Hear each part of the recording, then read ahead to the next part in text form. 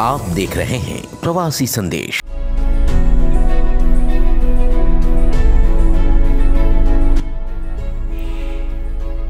नमस्कार, मैं गुलाब कुमार हाजिर हूँ आज एक नई कहानी के साथ, जिसका शीर्षक है शिक्षा के साथ व्यवहारिक ज्ञान की आवश्यकता। एक गुरुकुल आश्रम था जिसमें 4 विद्यार्थी पढ़ रहे थे। चारों बहुत ही मेधावी थे और उसी गुरुकुल आश्रम में जो 4 विद्यार्थी जिस गांव से संबंधित थे, उसी गांव का एक 5वां विद्यार्थी भी पढ़ रहा था। लेकिन अंतर ये था कि ये चारों विद्यार्थी मेधावी थे, वो थोड़ा पढ़ाई में कमज़ोर था। पढ़ाई में ज़रूर कमज़ोर था वो 5वां विद्यार्थी, लेकिन व्यवहारिक जानकारी के मामले में अव्वल था। कुछ समय के बाद में शिक्षा पूरी हुई। गुरुजी ने 5 विद्यार्थियों को बुलाकर विदाई दी और कहा कि यहाँ से जो भी शिक्षा ग्रहण की है आपने, इसका सदुपयोग करो और जीवन में आगे इसका विस्तार करो। 5 वहाँ से प्रस्थान हो गए। रास्ते से निकल रहे थे तब एक जंगल आया। जंगल में एक पेड़ के नीचे उन्होंने आराम करने की सोची और वहाँ विश्राम करने लग गए।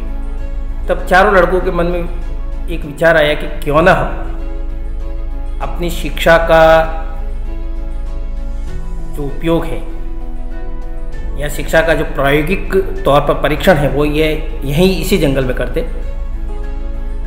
तो 5वें विद्यार्थी ने कहा कि ये जंगल है, आपने जो विद्या सीखी है वो विद्या है मृत प्राणी या मृत मनुष्य को जिंदा करना, और यहाँ पर अपन किसी प्राणियों पे आजमाएंगे तो हो सकता है कोई प्राणी हिंसक भी हो, तो अपनी जान भी जा सकती है।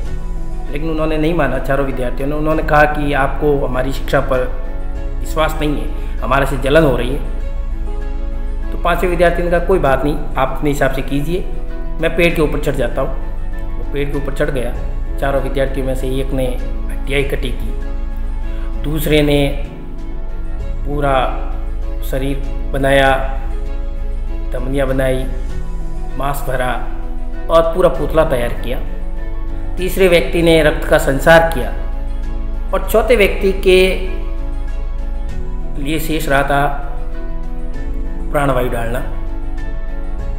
तो प्राणवायु डाल रहा था तब भी उस 5वें विद्यार्थी ने एक बार चेतावनी दी कि आप ऐसा मत कीजिए, आपने जो पुतला तैयार किया है ये शेर का है और शेर जैसे ही जीवित होगा ये एक हिंसक प्राणी माना जाता है और मनुष्य को तो देखते ही नहीं छोड़ता है, तो आपके ऊपर ये आक्रमण करेगा और आपको जनहानि होगी। लेकिन वो नहीं माने। चौथे व्यक्ति जो चौथा विद्यार्थी जो था उसने प्राणवायु डाल दी और वो शेर जिंदा हुआ। जिंदा होते ही उसने चारों पर आक्रमण कर दिया और चारों को वहीं मार डाला। 5वां जो विद्यार्थी था वो नीचे उतरा। उसने चिंतन मनन किया कि इन चारों ने शिक्षा तो ग्रहण कर दी, लेकिन इस शिक्षा का सदुपयोग करना नहीं सीखा। चाकू का आविष्कार भी हुआ था तो वस्तुओं को काटने के लिए हुआ, मनुष्य को मारने के लिए नहीं हुआ था।